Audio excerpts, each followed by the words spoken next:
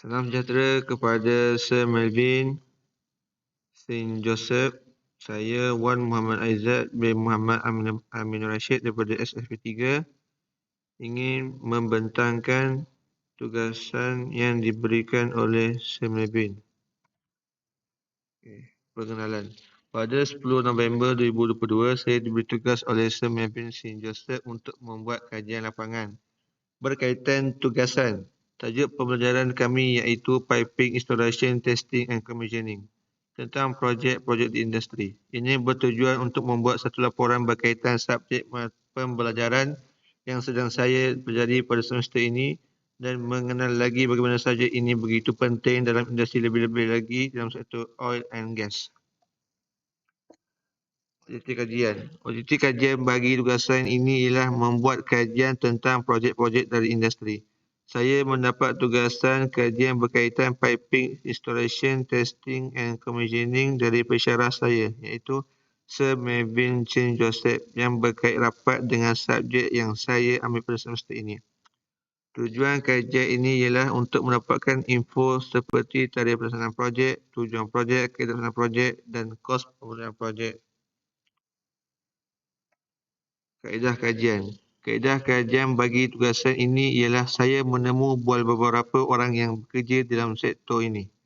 Iaitu sektor industri oil and gas yang terlibat secara langsung tentang perkara yang saya sedang membuat kajian ini.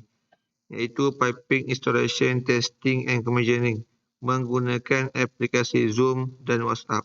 Walaupun ianya merupakan tugasan yang sukar untuk mencari individu yang berkedakan dalam bidang ini yang mengendalikan piping installation, testing and commissioning, ianya tidak mematahkan semangat untuk menyiapkan tugas ini dengan sempurna. Walaupun terpaksa menggunakan pelbagai platform tambahan seperti Jobstreet, mpsc.gov.my dan ojj.com dan sebagainya.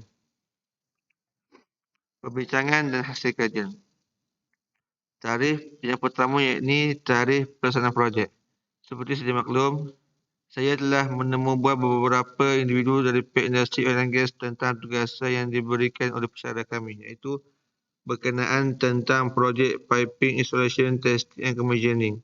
Pihak industri telah memberitahu tentang tarikh projek itu bertarikh 9 Julai 2018. Tujuan projek ialah berdasarkan apa yang saya dapati ketika menemu individu dari industri ialah tujuan projek ini dilaksanakan ialah untuk menggantikan pipe yang sudah rosak iaitu piping replacement and maintenance yang dijadualkan untuk menggantikannya setiap 5 tahun atau 60 bulan sekali. Jikalau terdapat pipe yang bocor atau retak, mereka akan menukar juga walaupun tidak cukup tempoh perkhidmatannya lagi. Bahan dan peralatan yang digunakan. Yang pertama iaitu elektrod. Elektrod E7016. Ianya digunakan untuk membuat tap well dan penetration. Elektrod E7018. Ianya digunakan untuk membuat hot pass dan capping.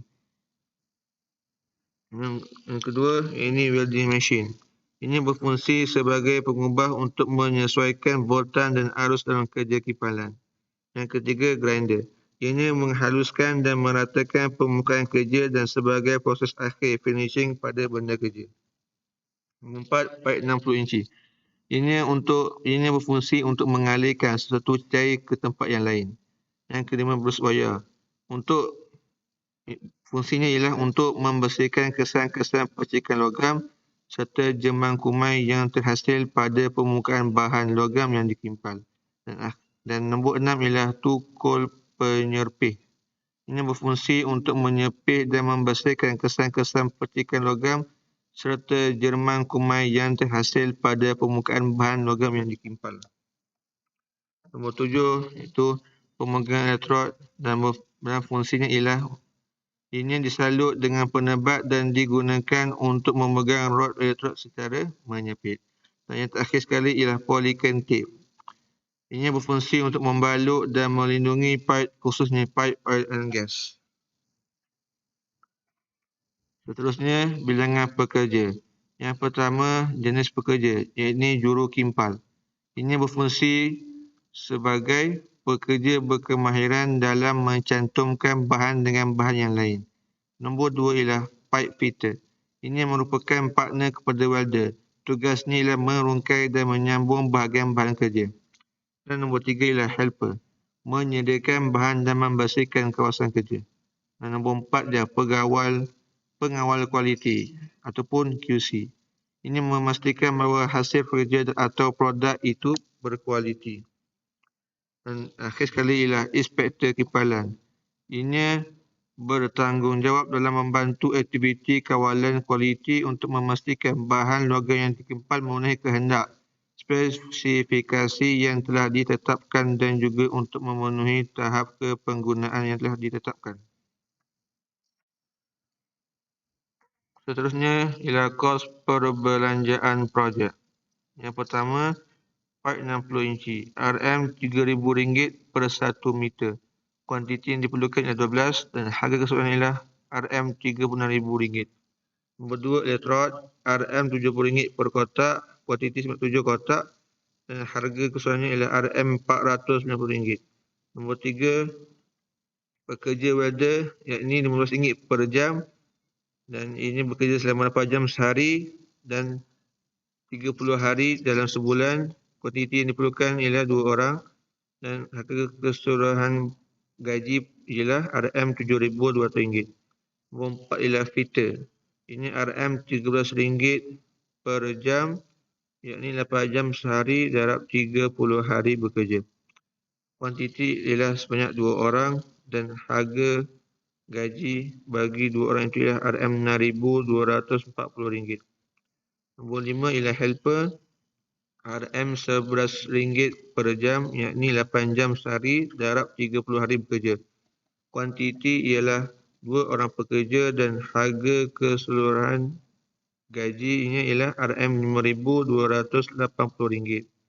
Nombor 6 ialah quality control, iaitu RM44 per jam, iaitu RM8 jam dalam sehari, iaitu 8 jam sehari bekerja, darab 30 hari bekerja. Kuantiti yang diperlukan ialah 1 orang dan harga keseluruhan bagi gajinya ialah RM10,560. Dan yang terakhir ialah welding inspector, RM46 per jam, iaitu bekerja 8 jam sehari darab 30 hari bekerja.